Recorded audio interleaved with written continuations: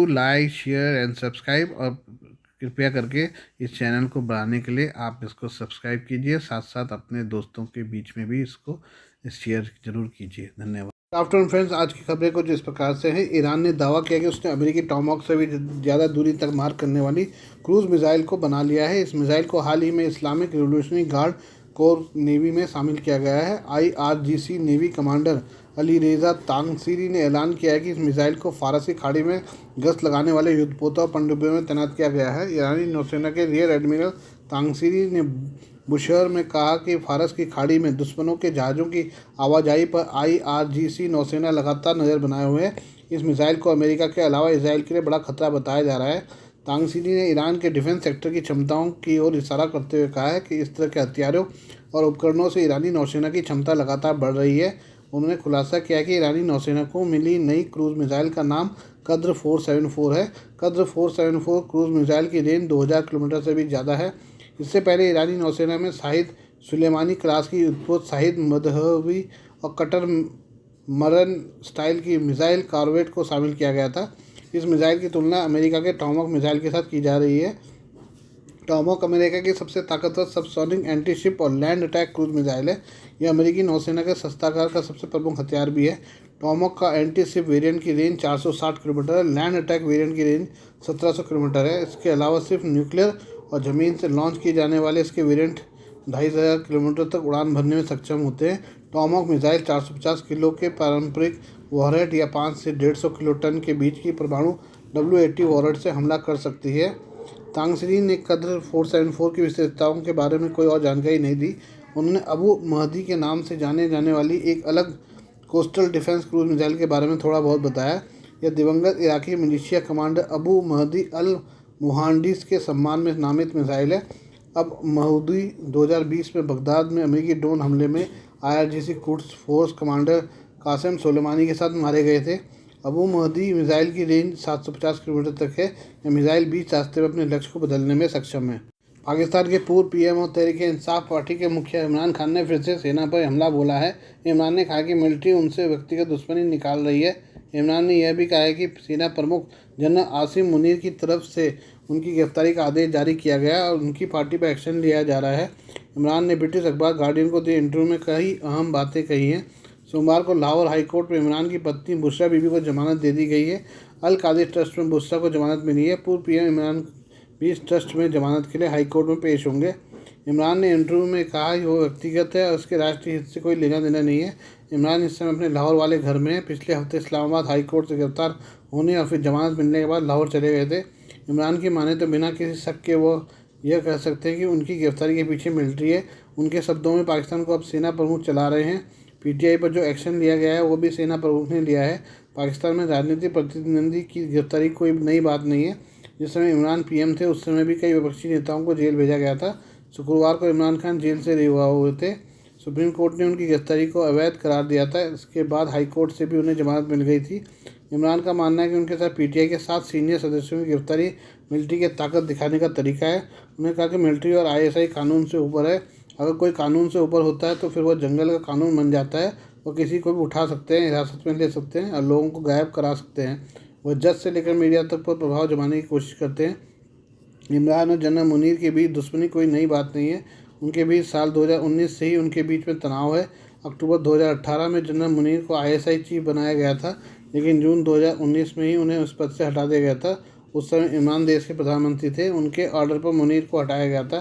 खान को आरोप है कि जनरल मुनीर और दूसरे सीनियर मिलिट्री ऑफिसर चाहते हैं वो कभी सत्ता में वापस न आ पाएँ। उनका दावा है कि जनरल मुनीर और दूसरे ऑफिसर डरे हुए हैं। उन्हें पता है कि इमरान चुनाव में विशाल जीत हासिल करेंगे, इसलिए मिलिट्री उन्हें जेल में डालने के तरीके तलाश रही है। इमरान ने यह दावा भी किया कि मिलिट्री उन्हें राजद्रोह के आरोप में अगले 10 साल तक जेल में रखने की योजना बनाई है। सोमवार को ट्वीट में इमरान ने कहा, तो अब लंदन की पूरी योजना सामने आ गई है। जब मैं जेल में था तब हिंसा के बहाने उन्होंने न्यायाधीश, जूरी और जल्लाद की भूमिका अपना ली। अब बुशरा बेगम को जेल में डालकर और राजद्रोह कानून का इस्तेमाल करके अगले 10 साल तक जेल में रखकर मुझे अपमानित करने की योजना है। पाकिस्तान के पूर्व प्रधानमंत्री इमरान खान की पार्टी पाकिस्तान तहरीक-ए-इंसाफ ने तय किया है कि वह देश की भ्रष्टाचार विरोधी संस्था इमरान को गिरफ्तार करने वाले रेंजर्स के खिलाफ केस दर्ज कराएगी। PTI इमरान खान को इस्लामाबाद हाई कोर्ट से जबरन उठाकर ले जाने के मामले में ये FRI करेगी। बता दें कि इमरान खान की जबरन हुई गिरफ्तारी से पाकिस्तान में हिंसा शुरू हो गई थी और इस हिंसा ने पूरे देश को चपेट में ले लिया था। पीटीआई ने कहा है कि जो लोग नियत से शांतिपूर्ण प्रदर्शन करें लोगों पर गोलाबारी करने के जिम्मेदार हैं, उनके खिलाफ हत्या के मामले दर्ज कराए जाएंगे। इमरान खान की गिरफ्तारी के बाद भड़की हिंसा में 10 लोगों की मौत हो गई थी। वहीं पीटीआई का दावा के मरने वालों का आंकड़ा 40 है। विरोध प्रदर्शन के दौरान पहली बार गुस्साए लोगों ने रावलपिंडी में सेना के मुख्यालय में आग लगा दी थी। साथ ही लाहौर में टॉप कोर कमांडर के घर को आग के हवाले कर दिया था।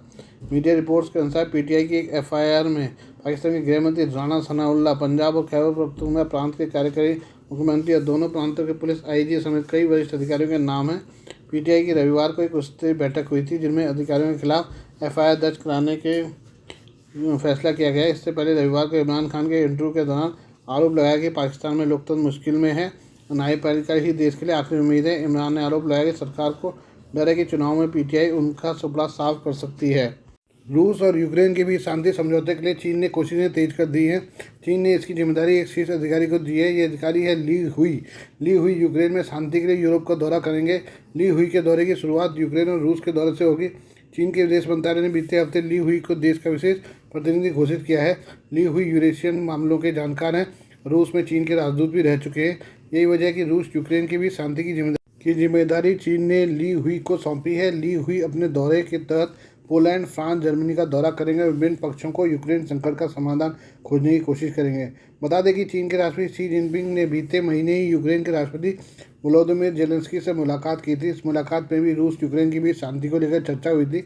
रूस यूक्रेन युद्ध को शुरू हुए 1 साल से ज़्यादा का समय बीत चुका है।